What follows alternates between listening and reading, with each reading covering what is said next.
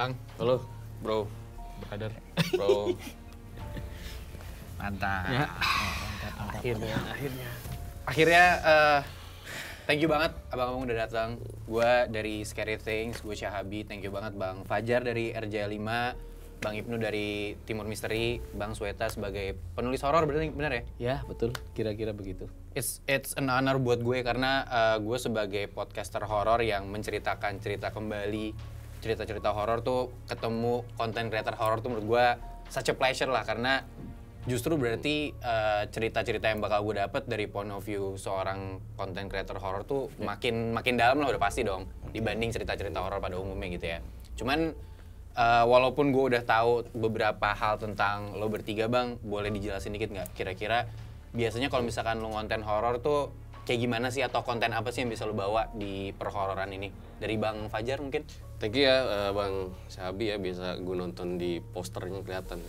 Waduh, thank you lah. Thank you. Ya kalau kita RJL pada prinsipnya podcastnya tuh horror tragedi sama Dantot Story. Jadi kita suka ngangkat kisah-kisah yang memang viral, kejadian nyata itu bisa kita telusuri itu gitu. Nah, kita undang langsung narasumbernya itu untuk klarifikasi gitu, dan biasanya ada unsur-unsur sejarah sama budaya sih yang kita bawa gitu sih. Jadi memang kita lebih ke jurnalistik gitu. Jurnalistik berarti untold story tentang cerita-cerita yang belum didengar sama orang-orang dari sisi sejarah maupun mistisnya gitu ya. Iya, karena gue suka nonton film Thailand. Kalau lu nonton film Thailand, horror jump scare-nya itu nggak terlalu banyak, tapi dia ada Dantot Story budayanya. Benar, The Medium kayak ya, gitu kan. Gue suka banget tuh. Jadi bener. yang nonton itu, kayaknya gue pengen ke Thailand deh. Bukan nyari setannya ya, tapi kayaknya di film itu asik nih. Ya, ada culture-nya ya. Nah, itu yang gue pengen angkat sih. Benar. Mungkin beberapa orang-orang di Indonesia taunya persantetan tuh cuma di Indonesia. Ternyata enggak kan.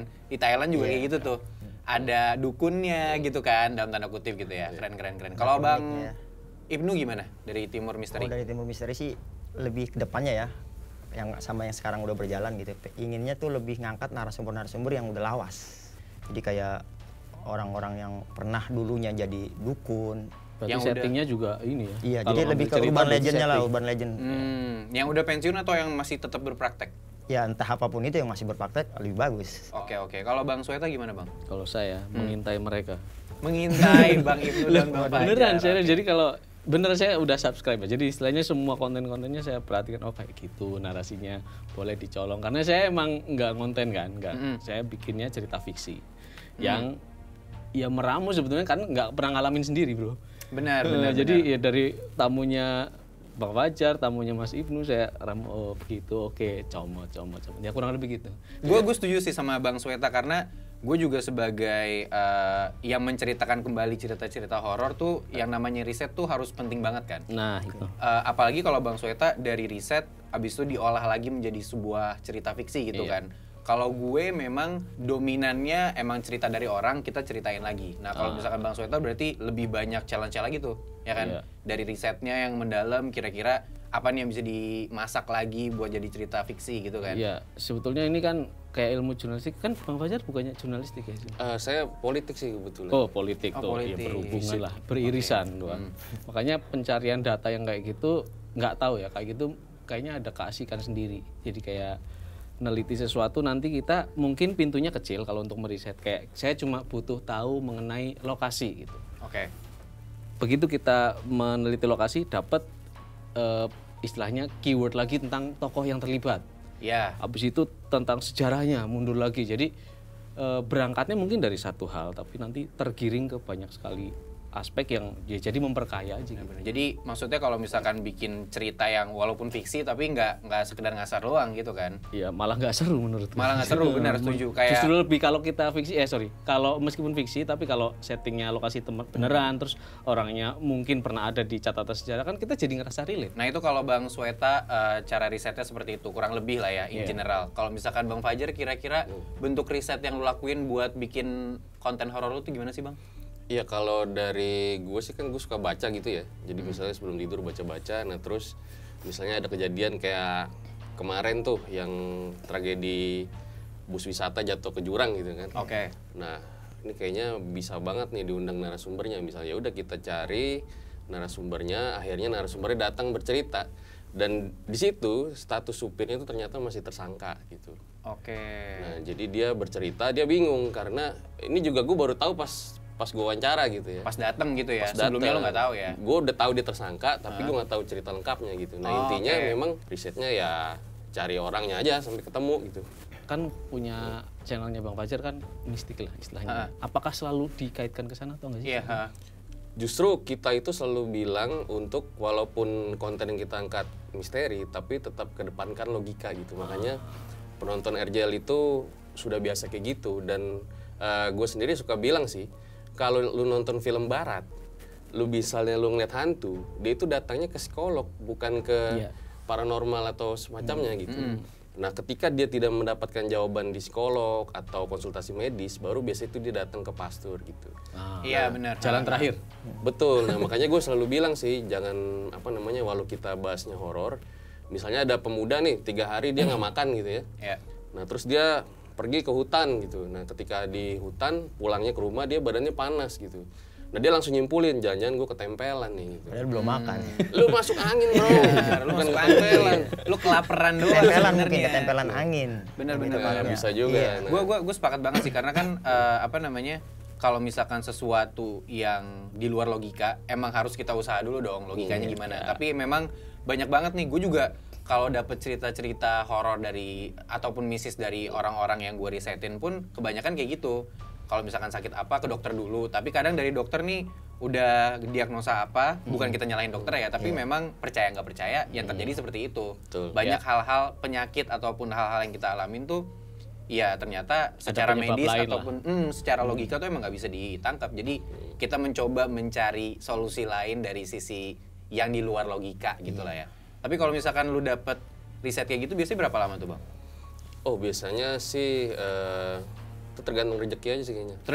Karena susah. Gue dulu pernah dapat kejadian tahun 2000, jadi ada supir taksi nyangkut di gang warga itu yang nggak masuk akal lah, keluarnya gitu. Nggak bisa Itu keluar, viral bisa tuh. masuk, nggak bisa keluar ya? Iya bener. Nah pas keluar aja tuh dibongkar semua, kandang ayam, posis kamling. Nah itu gue penelusuran ke sana, ketemu ketua RT, ada dokumentasi segala macem. Supir taksinya kita cari, ternyata sudah pensiun dari kejadian itu di tahun 2000. Nah akhirnya kita dapetin itu ada di Kuningan ya, bukan Kuningan Jaksel ya, Jawa Barat. Kuningan Jawa Barat. Gitu. Nah akhirnya kita dapet dan dia Dikejar memang trauma gitu. Emang nemu lokasi sampai Memang nemu sih gitu. Dan kejadian itu di luar nalar ya. Dan itu di luar nalar banget. Jadi dia dapat orderan abis dari diskotik, dia jalan gitu. Nah ceweknya itu turun lah, dia ngeliat kayak apartemen gitu. Nah ketika sudah ada di apartemen, tiba-tiba ceweknya itu berubah jadi sosok yang sangat menyeramkan. Di situ dia teriak, digas-gas, klakson. Nah dia nggak kayak orang kesurupan gitu. Warga bingung dong, ini kan namanya gang sempit, gang satu motor kan. Apa sih bisik-bisik jam 2 pagi gitu. Nah pas dilihat, buset di depan rumah gua ada taksi gitu kan, masuknya gimana gitu. Nah akhirnya digedor-gedor, dikira orangnya pakai obat apa gimana gitu kan. Nah, pas di ini akhirnya diceritain lah, tadi saya ngeliat cewek serem banget gitu. Nah yang jadi misteri sampai hari ini, masuk mobilnya itu gimana gitu. Pas keluar aja tuh diinin semua ya. Dibongkar. Tapi pernah nggak lu selama lu riset untuk hal-hal yang lu mau telusuri gitu ya, ada nggak yang nggak selesai gitu? Karena mungkin lu kan ngejarnya kan untold story gitu ya, bener-bener cerita yang ya adanya di RJ 5 doang gitu loh. Pernah ada sih. Jadi waktu itu viral kasus di TikTok ya, ini gue cerita di mana-mana sih. Wah gokil. Nah, terus ini. Berarti di sini untold story nih. dia itu sampai kemana-mana ya, jadi maksudnya berobat kemana-mana gitu, tapi selalu aja kesurupan, dan di rumahnya tuh suka ditemuin rambut-rambut gitu, dan itu ada dokumentasinya semua gitu, dan cuman akhirnya nggak gue naikin. Kenapa tuh Bang kalau boleh Karena tahu? dia menduga itu bisa benar bisa salah. Betul. Jadi mantannya itu yang menyantet dia gitu. Ini cewek apa cowok? Cewek apa cowok korbannya? Victimnya Maksudnya? cewek apa cowok? Cewek. Oh, cewek. Gitu. Nah ternyata mantannya itu punya posisi lah gitu I see. di negara ini gitu. Benar. Nah itu kan baru dugaan ya. Jadi gue bingung juga gitu kan, hal-hal kayak gitu kan nggak ada buktinya gitu. Benar, Kalaupun kita naikin agak beresiko sih. Agak beresiko. Nah kalau Bang Ibnu gimana Bang? Kalau pengalaman riset lo di Timur Misteri itu kayak gimana? Gue sih lebih tertarik ya untuk akhir-akhir ini juga lagi pengen ngeriset tentang masalah tumbal proyek nih. Oke. Jadi gue tertarik banget sama ngebahas masalah tumbal proyek. Jadi ada satu kejadian, ada nih orang yang nggak tahu, gue aja mungkin riset gue aja ya tentang tumbal proyek ini, antara perbedaan antara pesugihan sama tumbal proyek. Oh beda? Iya, jadi gue kasih contoh dulu nih. Ah. Kalau pesugihan, sumpamanya ketua perusahaan lah, dia melakukan pesugihan. Nah, ada narasumber gue bilang, jadi ketika karyawannya itu ada cedera di kerja, entah itu meninggal, entah itu sakit, kecelakaan kerja lah, itu esokannya beberapa minggu ke depan ini perusahaan itu langsung ngadirin sesuatu aset yang baru. Oh, kayak Itu barter. Iya. Jadi itu menurut gue itu bukannya tumbal. Oke. Oh, itu apa? Itu masuk pesugihan. Oh. Iya. Nah, kalau tumbal ini, tumbal proyek lebih dominan kayak gini lah. Kita tinggal di suatu tempat. Contoh proyek tol lah. Ya. Kita satu tempat udah lama. Kita aja manusia kalau itu digusur, kita Ya. nego harga dong. Karena kita mau dipindahin. Nah, kalau secara mistik nih, Ya. goib, ya dia juga bakalan terusik. Ya. Kalau dia dipindahin. Jadi kalau tumbal ini lebih ke dia yang diusik tempatnya dan dia minta di situ perjanjian. Karena gue bakal dipindahin di tempat itu. baik. Perjanjian yang lu bakalan lancar, lebih ke lancaran pekerjaan. Kelancaran pekerjaan. Iya, beda sama yang pesugihan itu. Pesugihan ini kan lebih keuntungan si bos. Ya, bedanya keuntungan Personal orang. personal lah. Ya. Ya, I jadi see, pesugihan sama riset yang lagi gue cari nih, pesugihan sama si tumbal ini. Tapi lu pernah nggak ngalamin either lu jadi korban atau ngalamin secara langsung tentang pesugihan ataupun Dari penumbalan narasumber ini? sih. Oh dari narasumber. Dari narasumber. Karena ini proyek yang mangkrak. Jadi karena mangkraknya ini jadi lahan buat kayak wisata gitulah. Wisata. Sore anak-anak muda sore pada nongkrong. Kita tahu nggak namanya? Tahu sih. Oh, tahu ya? Oke, menarik nih. Adalah ya. Adalah di Jawa Tapi Barat. nggak lah. bisa ya, Di Jawa nggak bisa- Barat nggak lah. bisa Ini kita sebut proyek ya, besar oke. yang mangkrak lah. Oh, iya. Oke. Jadi si narasumber main ke situ. Dia sampai maghrib main di situ. Hah? Dia bilang dia ngelihat orang besar mau ngambil dia. Oke. Terus dia ngelihat ada motor di bawah. Jadi kayak ada jembatan gitu lah. Heeh. Ada motor di bawah. Dia lihat, nah pas dia lagi ngeliat motornya ada makhluk itu. Oh. Dia kabur. Katanya pas dia nanya sama warga sekitar, beberapa tahun yang lalu ada kejadian yang sama, 3 perempuan jatuh ke situ mau ditumbalin Oh, buat shit. proyek yang mangkrak ini. Dia hampir jadi tumbal seperti 3 tahun yang lalu. Karena yang dia lihat itu motor yang 3 anak jatuh di 3 tahun yang lalu. I see. Berarti ini Oke. pengunjung, bukan pengunjung. Iya, berarti. bukan yang pengunjung. punya Ah, mega ah. proyeknya. Cuman Iya, kata iya. warga situ, kalau gini tiap tahunnya minta dengan banyak kejadian hal yang sama. Berarti Jatuh bisa ke jadi jembatan gitu, itu. ya bisa jadi ini apa kuotanya belum terpenuhi. Betul. Iya nggak sih? Betul. Jadi misalnya ada satu tempat yang dibangun terus minta tumbal sekian kuotanya misalnya Sekian 100 jiwa lah gitu misalnya ya. baru terpenuhi sekian, ada masalah di Bergen, mangkrak, Heeh. minta sisanya tetap kan. Benar, Iya. benar, benar. Tanggung jawaban karena itu kan katanya tumbal ini kan perjanjian goib. Betul. Iya, iya. Setuju. Iya, entah setuju, itu setuju. manusia ataupun binatang. Oh, Heeh. Di kampung gue pribadi aja ada tuh. Maksudnya binatang tuh sebagai korbannya. Iya. Oh, Kalau nggak oh, manusia binatang gitu. Ada tuh kayak ritual di daerah kampung ya. Ini mah ritual adat ya. Iya. Jadi dia tuh setiap tahunnya selesai Idul Adha lah, dia harus mendem kepala kambing. Itu harus dilakuin. Jadi ini mah hukum adat ya. Ya, Ketika nggak dilakuin ini bakalan berdampak kayak petani yang gagal panen. Oh, Seperti itu. imbasnya ke masyarakat, seperti Masyarakat, itu wujudnya. iya. Oh, oke. Oke. Seperti itu sih. Jadi banyak riset-riset tentang tumbal proyek lah yang tertarik gitu. Oke oke. Di Tapi Timor untuk Misteri. lu sendiri lu pernah nggak kayak karena gue sempat denger juga Iya. lu sebagai pekerja gitu pernah tuh ngalamin kayak di saat lu kerja di proyek tersebut ada kasus penumbalan tuh di situ. Gue sih pernah nih. Gue juga pernah udah banyak cerita lah. Heeh. Jadi gue kan kerja waktu itu di perusahaan air minum gitu lah. Perusahaan Supply air air minum. minum. Ya, Jadi oke. gue gedung ke gedung ya, khususnya di area Jakarta lah, tau lah nama perusahaannya. Oke. Air di ya. Jakarta ya. Oh ya. Jadi gue preventif tiap bulan. Preventif maksudnya? Buat kunjungin air, ngecek air itu. Oh, oke. Supply air gue yang gue dari perusahaan controlling gua. lah ya. Oke. Oke. Gue lagi kerja kan, namanya air itu kan ada di gorong-gorong. Ya, yang Di setiap gedung itu ada namanya gronteng. Gronteng. Gronteng, Gronteng itu ya. di basement bawahnya lagi. Oke. Itu gorong-gorong. Nah ternyata gue sama temen gue ini ketemu sama orang proyek. Aha. Ketemu sama orang proyek yang katanya pembangunan gedung itu di salah satu gedung Jakarta ya, di pembangunan gedung itu ada dulu kuli proyek yang dicor hidup-hidup di situ. Holy shit. Nggak, lu berarti lihat si victimnya ya? Iya. Dalam wujud astral. Oh. Manusia, Wujudnya nggak serem. manusia. Cuman nggak ideal aja. Gimana tuh nggak ideal? Itu Gronteng kan luas. Aha.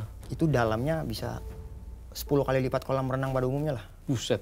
Gede banget, nah gedung 32 lantai. Suplai air Grontengnya nggak mungkin Iya, sedikit. Iya. Itu besar dan gelap. Yang terdengar di situ hanya suara air keluar. Suplai air di gedung itu pada saat itu yang gue inget ya, Iya. karena kerjanya air, itu 6 liter per detik. 6 liter per detik. Iya, jadi suasana gua kerja itu suara air yang Benar, di dalam gorong-gorong. Oke. Nah dia ada di situ, Di situ tuh di dalamnya. di pipa keluarnya air itu. Di gorong-gorong itu kan? Iya. Enggak, jarak gua kan Gronteng itu luas. Haha. Jadi pusat airnya itu di ujung. Gua ngeliat ada manusia di situ. Ngeliatin kita, ngeliatin Bang Ibnu. Ngelakuin asik sendiri sama aktivitasnya. Oh. Gue bilang itu engineering, nggak ada engineering di situ. Jadi pas ketika gue selesai, gue kan jadi kerja ini didampingin sama engineering. Oke. Karena gue kan bertamu ya, jadi Iya, harus pendampingan dari pihak gedung. Ketika gue izin sama engineering ini di situ kekurangan personil, selalu kekurangan personil buat pendampingan. Oke. Pada nggak berani apa gimana? Katanya buat orang-orang yang kunjungan pertama ke situ, itu pasti nemuin dia. Jadi apalagi engineering yang Kenalan. tugasnya Nemuin random. dia nih si korban ini. Iya, yang ada aktivitas di situ karena dia tuh kecornya di situ. Oke. Lagi pembangunan iya, pondasi iya, gedung iya. itu, dan gue adanya kan digorong-gorong di bawah. Mhm. Jadi gue satu rata lah sama dia di kependem itu. Ya udah gue makin cari tahu kan, gue ngobrol sama security, ya kata security, tahu lah gue di sini. Poinnya semua ternyata dulunya itu pas proyek katanya ada yang ditumbalkan di gedung ini. Terus dia nanya sama gue, tempat Mas kerja ada pahat ya? Pahat segini nih, warnanya Pahat tuh apa emas. tuh maksudnya? Pahat, tempat buat bobok. Tatah. Oh, oke. Ada pahat segini warnanya emas. Nah, security bilang, ada kan Mas? Iya ada Pak, di area saya kerja. Katanya itu pahatnya dia yang nggak bisa dipindahin. Jadi itu pahat pernah ditaruh di control room. Besoknya ada di situ lagi. Oh, nggak bisa dipindahin tuh balik lagi. Katanya itu punyanya dia yang mau ada di situ. Nggak tahu itu kata security. Iya, Emang iya, pahatnya fisiknya ada di situ. Semacam benda keramat berarti jadinya ya. Karena nggak bisa Entahlah, dipindahin. karena katanya itu yang ditumbalin ini punya dia, alat kerja dia. Berarti dibiarin di situ. Dibiarin di situ. Oke, Makanya tertarik banget sama tumbal proyek nih gitu. Tapi Dari kejadian senengnya itu. Kang Ibnu emang punya background itu. Jadi kayak Bener, experience-nya udah di situ. Kalau kita kan biasanya ya harus meriset. Setuju. Boleh, ini menarik soal tumbal nih. Iya, gimana tuh, Bang? Jadi kalau gue kan emang suka sejarah ya. Heeh. Nah, tumbal itu sebenarnya kan definisinya tuh kayak persembahan gitu ya. Benar. Atau segala sesuatu yang dikorbankan supaya kita tuh dapat sesuatu gitu. Iya. Jadi si tumbal itu memang kayak diwarisi turun temurun gitu sama kayak generasi sebelum kita gitu. Awas lu nanti jadi tumbal proyek atau nanti bisa ditumbalin segala macem. Oh, jadi karena background keluarganya dulu. Nah, jadi atau film lah, dari film kan kita lihat ada film tumbal segala macam. Iya, Nah, itu iya. kan memang di generasi turun temurun. Nah, karena memang nenek moyang kita itu kan tadinya animisme dinamisme gitu. Betul, Jadi dia itu percaya terhadap roh leluhur ini sesuatu yang suci disakralkan gitu. Nah, akhirnya dikasihlah tuh sesembahan gitu. Nah, itu sih jadi mungkin asal usul dari tumbal gitu. Nah, akhirnya doanya mereka itu seperti menolak bala, terus juga punya permintaan sesuatu supaya dikabulkan, karena kan kepercayaannya lagi. Iya, Nah, tapi memang contohnya itu misalnya kayak persembahan darah ayam, terus juga kayak tadi kepala kerbau Iya, iya. ditanam seperti itu sih. Tapi memang ketika Islam mulai masuk ke Nusantara, mulai berdiri kerajaan-kerajaan Islam itu mulai agak berubah tuh di situ. Oke. Jadi ya kita berdoa aja kepada Tuhan Yang Maha Esa gitu, dan apa namanya misalnya berperilaku baik, bersedekah ke sesama gitu, dan nanti dapatlah apa yang dikabulkan gitu sih kalau dari tentang tumbal ya. Dan sampai hari ini ya sama kayak lu tadi ya, narsum-narsum gue itu juga banyak yang kerja jadi satpam proyek gitu ya. Proyeknya belum jadi gitu, ada juga yang jaga proyek mangkrak gitu. Nah, mereka itu banyak menemukan ya, ini padahal satpamnya langsung loh, dia menemukan kayak ada sajen gitu ya, kopi, terus juga kadang ada kepala kambing gitu. Paling banyak tuh kayak Tiba-tiba gitu. ada tuh. Ada, Tiba-tiba dia nggak aja. tahu yang siapa yang punya, naruh. Tapi siapa? yang punya Nggak tahu. berarti ya. Dia nggak tahu siapa yang naruh. Masih belum tahu siapa. Tapi memang sebelum ada peristiwa itu banyak karyawan proyek itu yang jatuh ketimpa ekskavator, meninggal gitu. Jadi jatuh-jatuhnya itu serem semua sih gitu. Ada yang tiba-tiba kegeprek lift tuh ada juga. Kan liftnya belum Pokoknya di situ semua kejadiannya ya? Di situ semua, di proyek itu. Nah akhirnya dia menemukan. Tapi memang narsum gue itu orang yang skeptis. Karena dia nggak punya duit, akhirnya kambingnya itu malah dibawa pulang dikasih mertuanya. Diolah. Betul Pak, ini ada sop kambing. Oh dari mana? Tadi habis dari apa tuh namanya?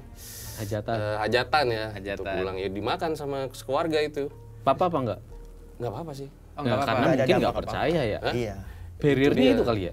Bisa Nggak jadi. boleh abu-abu kita. Iya nggak Mau boleh percaya bawa. sekalian. Yakin enggak. Iya, enggak sekalian kalau kata gue Jadi sih sama seperti dia itu. malah dikata dia, daripada nggak dimakan, gue nggak makan deh, gue bawa kasih mertua aja. Solusi yang bagus loh. Solusi yang bagus. Tapi nggak tahu Untuk jangan mereka yang nggak tidur ya. percaya ya. Iya. Tapi kalau Nggak misalkan percaya. orang-orang kayak kita nih, Tapi ya jangan ya, itu kan Mencuri bagi sebagian juga. orang budaya gitu ya. Iya. benar Yang harus kita hormati Iya, benar, gitu. benar. setuju. Karena gue selalu percaya sugesti itu hal terkuat dalam diri kita.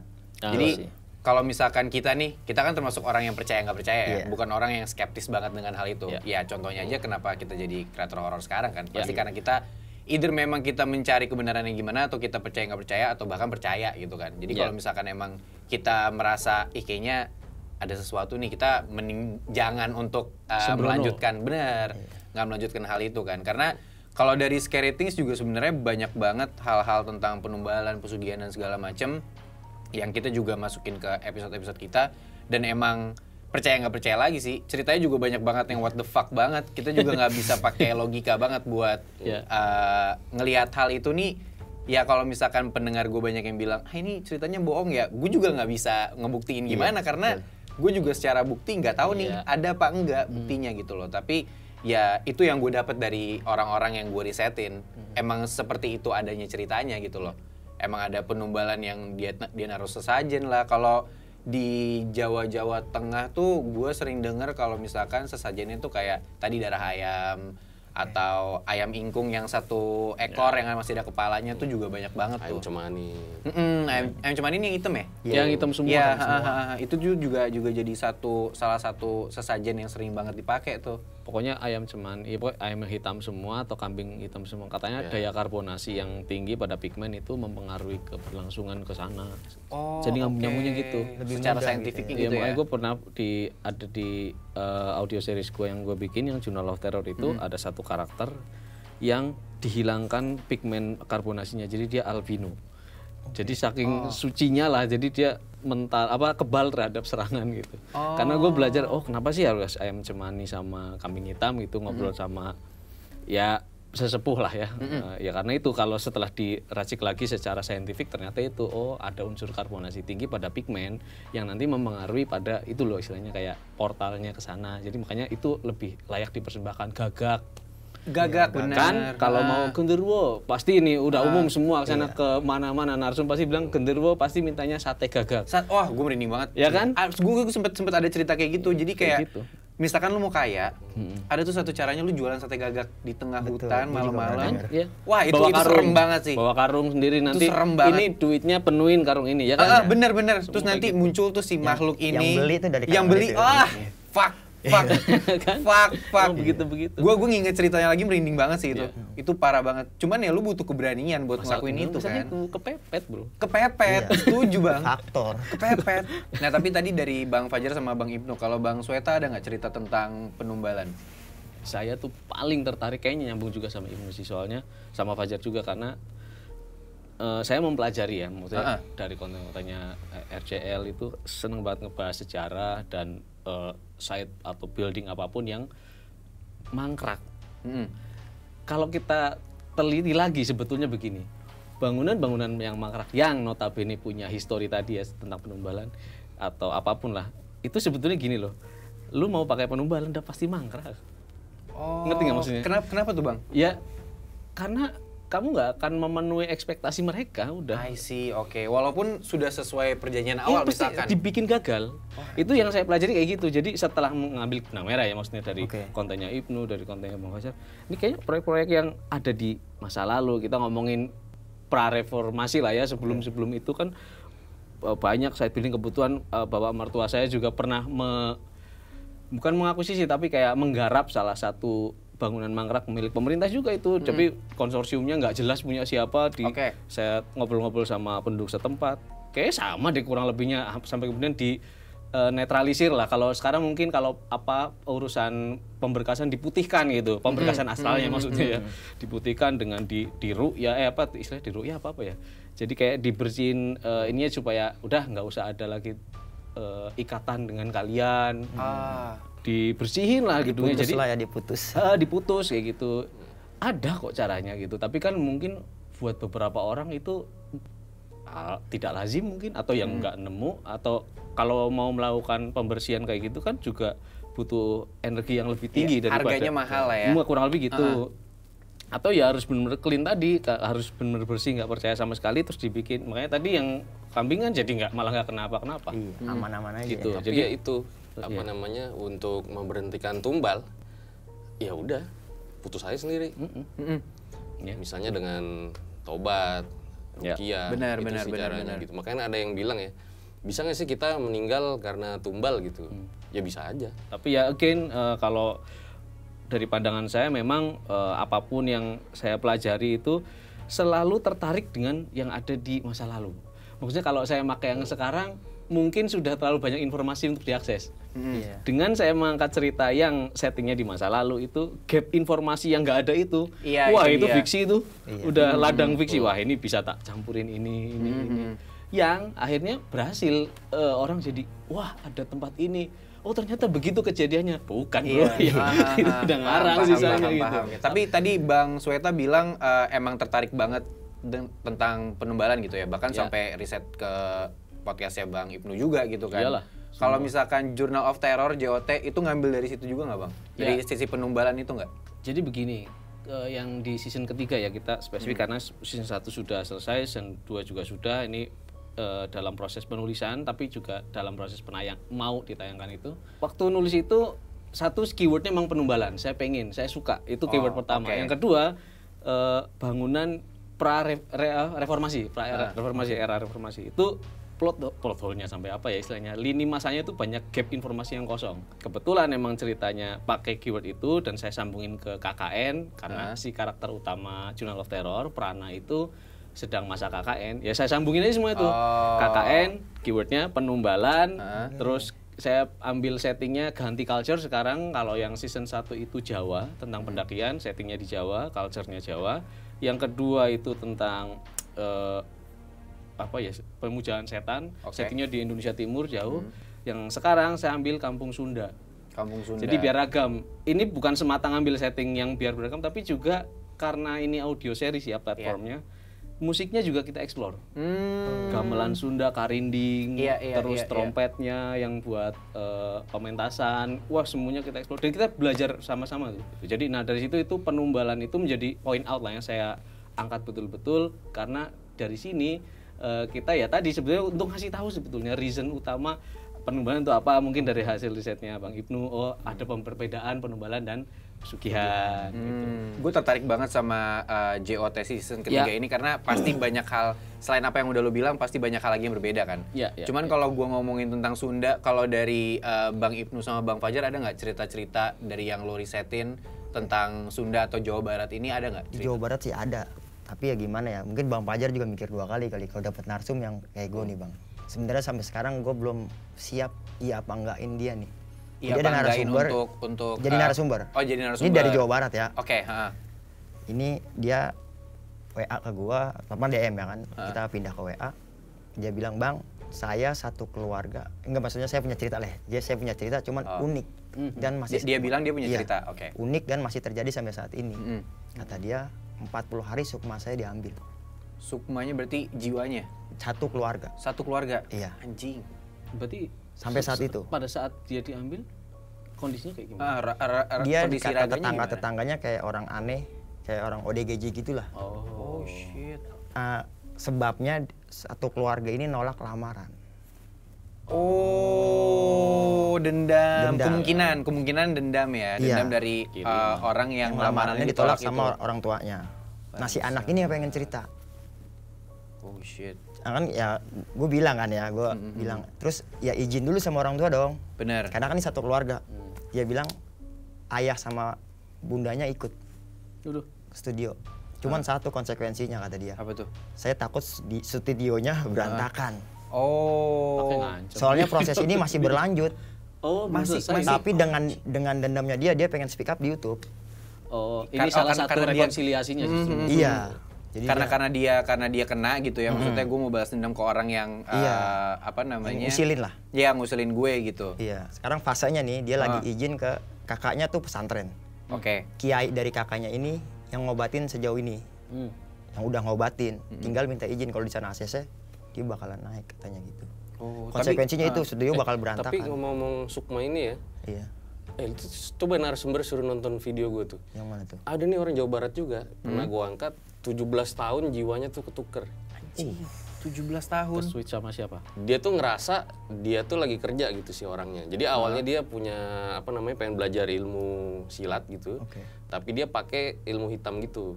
Oh iya. Hingga akhirnya di satu titik si narasumber gue ini gak sadar apa-apa, sadarnya tuh dia lagi kerja aja gitu. Lagi nambang, lagi disuruh-suruh gitu. Nah, yang di keluarga sekitarnya ngelihat banyak perubahan nih ke orang gitu. Jadi disuruh kerja nggak mau gitu. Terus misalnya naik motor aja nggak bisa gitu. Gue wawancara ya. Kan lagi maghrib tuh, bang mau sholat maghrib nggak bisa, saya ngompol mas gitu dia. Wah anjing. Aneh berarti Aneh ya? banget sih. Aneh banget sih. Ngompol bang, iya. Beda era ya, ke switch sama yang di beda era berarti. Jadi nggak tahu siapa yang akhirnya masuk ke tubuh dia tuh nggak tahu siapa. Tapi sebab utamanya Ya itu tadi karena ilmu ilmu. hitam. Ngilmu. lebih ke ilmunya. Oh, ngilmu pada nggak punya backup juga. Banyak Iya. banyak banget Jadi yang kayak dia gitu bang. Banyak ngilmu. banget. Nah lucunya dia ke guru satu nih ngilmu. Gitu. Nah akhirnya si omnya ini nolongin dia dong ponakannya. Datengin lah ke guru saya itu yang satu.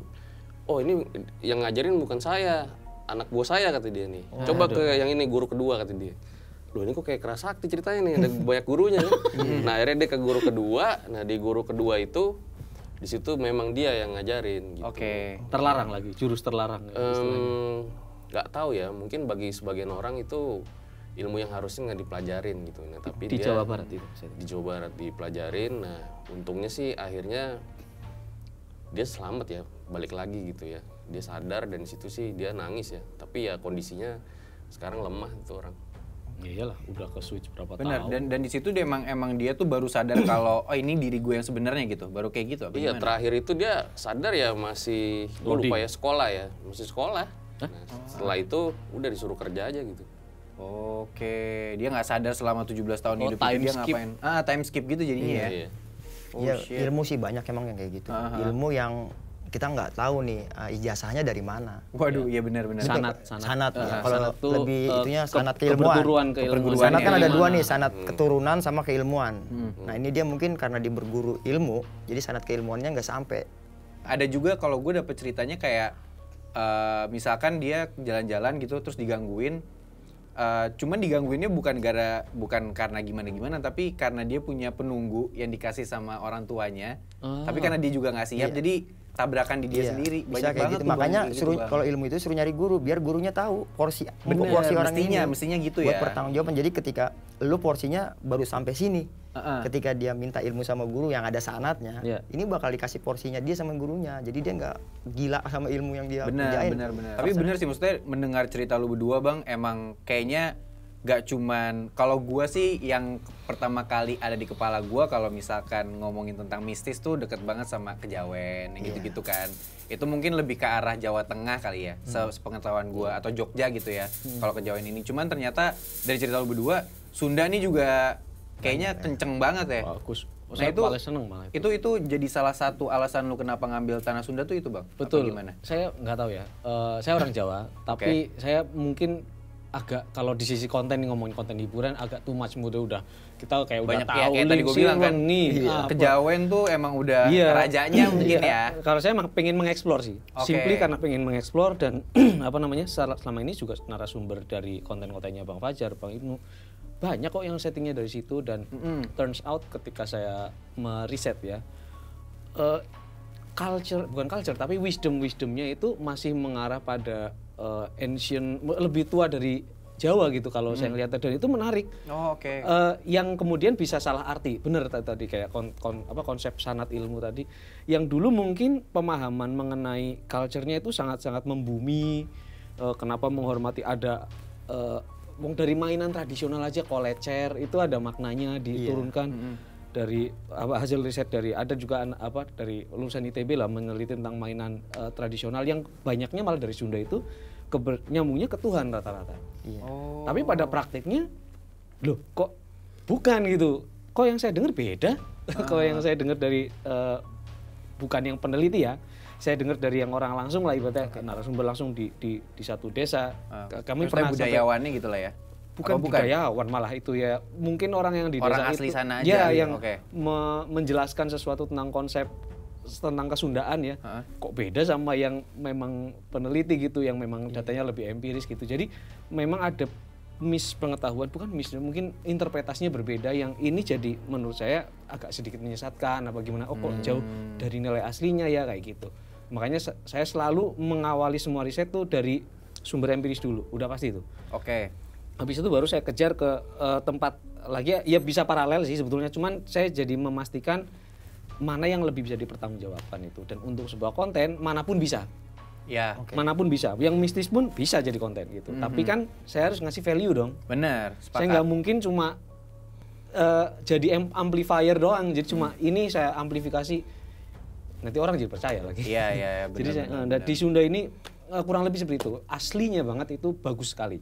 Kayak kujang, kenapa namanya kujang? Ternyata dari statement kukuh kana janji, artinya sangat memegang kuat janji terhadap siapa, leluhur nanti langsungnya ke Tuhan kayak gitu. Jadi itu kalau diurutkan hasil riset dengan budayawan tuh menarik banget, ini sangat-sangat membumi, tapi kok kesananya jadi nyabang jadi mistik kayak gitu loh. Dari berbagai versi ya. Iya, dari riset itu muncul kayak ternyata gini, ternyata gini, kayak ternyata gitu itu ya. asalnya dari sini, astaga gitu. Nah itu dari lu pasti risetnya banyak banget kan ya Bang ya untuk si JOT ini. Dari sekian banyak riset yang lu lakukan, bagian-bagian mana yang lu masukin banget ke JOT nih, atau bahkan lu mau ini si poin riset ini nih yang gue dapet ternyata ini kalau nggak masuk di JOT nih sayang banget gitu. Mantra nomor 1. Mantra kayak gini yang kita dengar, kalau saya nggak tahu, mungkin kita sering dengar ya di film lah, mungkin dari narsum kita masing-masing, dari narsumnya Bang Fajar atau Bang Ibnu, pasti yang kalau orang ini terdengar suara mantra begini Jawa. Jarang saya dengar yang mantra Sunda. Bahkan saya nyamperin ke kayak tadi gue bilang aja, banyaknya kan kejawen ya. Jadi yang banyak kita dengar tuh emang kejawa-jawaan mantra ini. Gitu apa emang ya mungkin karena terpreserve dengan baik ya culture-nya. Tapi begitu saya ke Sunda, ada nggak sih mantra? Ini kendala betul ini waktu saya menulis ini bareng sama editor saya. Mas, mantranya ada nggak Mas? Mantranya apa ya? Saya bukan orang Sunda. Akhirnya saya tulis aja dalam bahasa Indonesia, nanti saya coba transfer ke teman saya yang memang bukan sastra Sunda sih, cuman memang dia penggiat lah ya. Saya elaborate sama dia, ini lahirlah mantra ini, mungkin ini lebih cocok gitu. Nggak sampai serem banget, bukan serem, kadang-kadang cuma menguburkan orang di cerita fiksi ini ya, fiksi ya. Saya bikin mantranya, pulanglah ke bumi, pulanglah ke ibumu. Ya udah saya bikin uih ka bumi, uih ka indung, kayak gitu. Jadi cuma kayak gitu. Jadi saya bikin kayak gitu kali ya, kayak gitu. Saya elaborate, ini dibenerin bukan ka tapi kana. Oh ya udah saya balikin. Jadilah mantra yang fiksi tapi nuansanya Sundawi, kurang lebih gitu. Kalau dari sepanjang lu cerita kayaknya poin riset ini lu bener-bener kayak utama banget ya dalam cerita lu ya. Iya, karena itu memperkaya, Bro. Bener. Maksudnya jadi nantinya karya kita itu banyak yang diobrolin. Iya, oke. Ngerti nggak maksudnya? Jadi bukan cuma hayalan doang orang. No, ini ada konten yang memang ada di culture kita, dan mungkin sering ya kalau saya ketemu narasumber, apa ada titipan nggak buat saya? Nah, ini beda project, tapi waktu ketemu sama pembuat buku Atlas Wali Songo, ada nggak Pak yang pengen disampaikan? Saya pengen buat komiknya nih untuk anak-anak muda. Ya beritahu bahwa Wali Songo itu seorang pemikir hebat. Oh, padahal kok kami dari developer komik pendekar, ya mau tidak mau harus titipan itu yang disampaikan. Jadi semua kita coba elaborate, kayak yang kemarin hasil riset saya tentang permainan tradisional. Tolong dikembalikan lagi bahwa ceritamu itu untuk memurnikan culture Sunda, bukan ke kliniknya tapi untuk Tuhannya. Oke. Itu titipan juga tuh. Titipan. Ya, saya juga punya kesadaran lah. Iya. Karena ya menghargai dari mereka juga udah ngasih informasi ke kita dong. Iya dong. Iya nggak sih? Iya. Itu udah pasti sih. Kurang lebih gitu. Bener.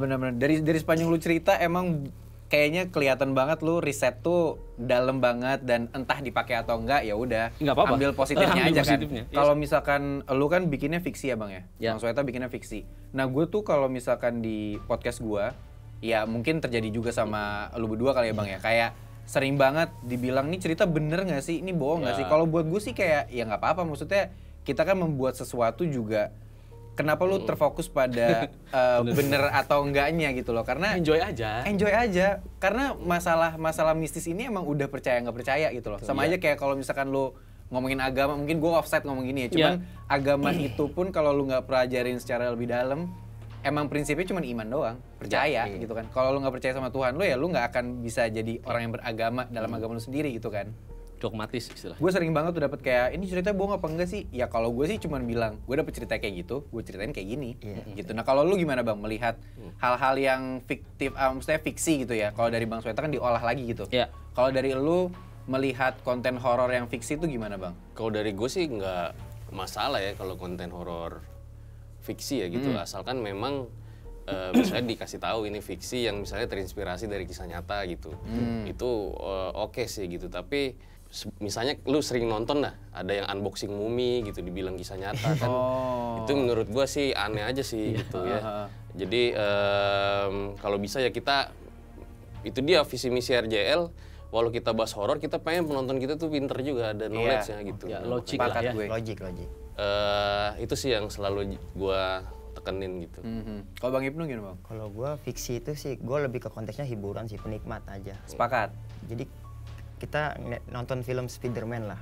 Secara logika kan mana ada manusia nempel di dinding. Yes. Tapi kita menikmati. Iya. Bener. Ya gue seperti itu. Jadi nggak perlu kayak sebacot-bacot, ini mah bohong Ya kayak. goib itu nggak butuh saksi lah. Bener. Iya. Karena dari tujuan awal lu menikmati kontennya aja udah apa gitu kan. Iya. Lu mau nyari Hiburan. bener apa salahnya atau lu nyari hiburannya. Kalau misalkan gue sih melihatnya, alhamdulillahnya banyak pendengar gue emang mau cari hiburan gitu. Bahkan banyak banget yang, iya gue dengerin cerita lu, dengerin cerita horor buat nemenin tidur. Itu menurut gue udah aneh banget. Iya. Cuman ya alhamdulillah lu seneng sama konten gue gitu kan. Biar mimpi buruk gitu. Mungkin bisa jadi, bisa Buat jadi. dongeng tidur. Bukan gue menyalahkan lu aneh ya, ya enggak juga, tapi kayak ternyata Bisa, hiburan lu ternyata, seperti itu. Oh ternyata ada ya orang kayak gitu ya nggak apa-apa juga. Makanya ketika emang lu suka itu ya gue supply. Ya, Karena banyak yang seneng ternyata, gue juga seneng bikin orang seneng dong. Ya nggak sih? Ya Kayak oke gitu. lah, itu juga ketertarikan. Ya nggak mungkin kita nggak tertarik sama hal itu, makanya kita terjun di bidang ini kan. Tuh, menurutku sih itu sah-sah aja. Gimana ya, lu tuh ternyata risetnya sedalam itu dan se-effort itu ya buat dapetin buat dapetin background ataupun latar-latar untuk lu bikin si cerita JOT ini berarti ya? Harus kayak gitu. Harus banget. Iya, karena ya nanti saya bilang tadi memperkaya, yang kedua ya justru dengan riset nanti dapat inspirasi baru menurut. Kan jadi oh ya bisa dimasukin ini juga nih. Bener. Dan bahkan bisa mau rubah wajah besar dari plotnya kadang-kadang. Kayaknya lebih seru kayak gini gitu. Iya. Itu something sih kalau udah riset tuh biasanya ketagihan. Benar. Kayak seru deh, kemana lagi Pak saya mau bisa dapetin ini. Coba ke ini WA-nya. Terbang lagi. Jalan baru lah ya. Jalan baru. Iya, Seru iya, loh iya, kalau udah benar, kayak gitu. benar. Ini hanya bisa dilakukan sebelum ada bocil ya. Jadi kalau udah ada keluarga agak susah. Oh benar. Itu dari banyak cerita orang emang kayak gitu nih. Waduh. Kayak kalau emang lagi sendiri, Iya. lagi ya udah tujuan kita nih cuman ini doang. Tapi tiba-tiba ada nih yang ngikut satu gitu Nah, kan. itu kurang ada lebihnya. kendala sedikit mungkin ya. Jadi agak-agak diturunin mungkin Iya. tujuan-tujuan gilanya gitu Iya, ya. jadinya Benar. tone down yang perlu-perlu aja lah. Gokil sih. Tapi dari sepanjang lo cerita tentang riset lo, jujur gue bener-bener penasaran sih Bang. Kayak JOT season 3 ini bakal kayak gimana bentukannya, apa yang Ya. beda sama season 2 dan season 1. Dan karena mungkin gue orang dalam noise kali ya, kayak ya Scary Things juga udah di noise. Gue juga udah sempat dengar dari orang-orang belakang bakal rilis di bulan ini, cuman gue nggak tahu pastinya gimana. Ya doakan lancar. Amin. Ya gue tinggal tunggu aja kali ya Iya. outputnya bakal kayak gimana. Amin lah. Kalau misalkan dari lu apa bang? Kira-kira yang mau lu buka banget di JOT3 ini dan kira-kira hal bener-bener yang menarik dan unik apa nih di JOT3? Yang pasti kalau story tadi udah saya coba paparkan, mungkin lebih ke hal teknis yang mungkin ini jadi nilai lebih di season ketiga yang beda ya sama 1 sama 2-nya. Yang 1 sama 2 mungkin karena keterbatasan talentnya terbatas. Kalau yang season ketiga nih lebih banyak. Ini ngomongin dari sisi ini. Jadi karakternya ada mahasiswa ber-KKN gitu. Jadi pasti harus banyak, saya harus ngebagi-baginya, voice talentnya juga harus lu kalau jadi ini suaranya gini, lu jadi gini.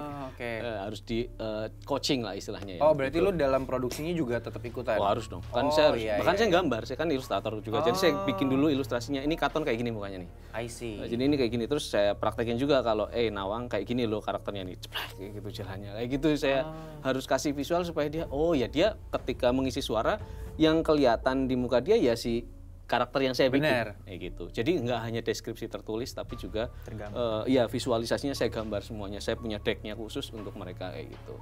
Lalu berikutnya ini kan tadi saya bilang culture Sunda, musiknya itu kaya sekali. Kita coba elaborate bareng-bareng kapan penempatannya dan ternyata musik yang kelihatannya biasa aja ya kalau di pementasan dipindahin ke genre horor bisa. Jadi bisa masuk kayak banget gini. ya. Iya, tadinya mungkin kalau Karinding wah seru ini di acara sunatan. Pindahin ke horor, setting kuburan, ganti udah suasananya. Kayak gitu kurang lebih. Gamelan Sunda juga pasti beda. Nah, yang berikutnya mungkin yang ngaruh ke tampilan nanti pada saat di platform adalah kita akan ada visualnya. Mungkin nggak semuanya ya, nggak semua adegan kita visualisasi lah istilahnya kalau di audio series nanti. Jadi ada yang bisa dilihat, ada yang kadang-kadang cuma static visual. Tapi yang lain ya ini hanya untuk merangsang dan memperdalam penjiwaan terhadap cerita. Theater of mind-nya ya. Ya itu jadi yang lebih tergambar. Penting dari sisi visual dan suara ini juga sangat berpengaruh ke penulisan plot pada penulisan season ketiga kali ini karena ada update baru ya, binaural audio. Binaural audio apa tuh bang? Itu jadi kayak suara kita pakai earphone tapi kayak ngedengerin ambience-nya tuh bisa ada orang lari di belakang ya kerasa lari di belakang. Oh, jadi di sekeliling kita ya? Iya, muter 360 lah. Di dua kanan kiri kuping doang ya? Bisa dipakai sekarang bisiknya dari kiri. Saya harus nulisnya gitu, bisiknya sekarang dari kiri. Sekarang geramannya dari kanan, pindah kanan. Supron ya? Supron gitu ya? Pokoknya surround semuanya kena. Jadi kayak orang yang ngedengerin juga pasti noleh. Iya benar. Ngapain lu kayak gitu kalau orang lagi dengerin pakai earphone pasti nanti apa? Padahal kan bisik di dalamnya. Iya. Nanti di belakang ada yang mau jalan dari jauh mendekat tuh kerasa dari belakang betul. Oke. Itu untuk nambahin theater of mind-nya juga betul, ya. Betul, itu saya rasa itu yang akan sangat memperkaya penjiwaan nanti teman-teman pas lagi mendengarkan yang scene ketiga dan ya that's it, itu selamat mendengarkan nanti. Ya, berarti emang kalau misalkan mau dengerin Journal of Terror season 3, kalau emang mau maksimal emang pakai headset ya. Pakai headset sih, kan juga disarankan tuh biasanya di depan. Iya benar. Usahakan pakai headset gitu. Emang lebih maksimal. Gokil banget, gua nggak sabar banget sih kayak ya tadi lah binaural lu kayak menurut gue itu experience yang baru aja sih. Gue juga belajar baru lagi. Belajar banget ya. Riset lagi ya berarti ya. Lagi gitu. Bener. Dan emang gak akan ada habisnya, lu juga riset banyak banget kayaknya. Kalau untuk pertemuan pertama kita ini juga kayaknya nggak akan habis sih kalau misalkan kita ngomongin tentang horor ya. Malam ya. Pasti. Ini kopi kayaknya bener nih kayak kameramen dan segala macam udah pada rewel nih kayaknya mau pulang nih, ya nggak sih? Karena nggak akan habis kalau misalkan kita ngomongin horor ya. Menurut gua pasti ada suatu hal yang baru. Pasti banyak kayak lu bilang tadi riset nggak akan ada habisnya, lu ke dalam-dalam lagi juga ada perspektif yang berbeda lagi gitu kan. Thank you banget nih Bang Fajar, Bang Ibnu dan Bang Sweta. Saya yang terima kasih buat teman-teman semua. Kita ketemu lagi di lain waktu kali ya. Thank you banget. Oke, siap. Thank you banget. Thank you banget. Ibnu, thank you bro. Bang Fajar. Dadah. Thank you.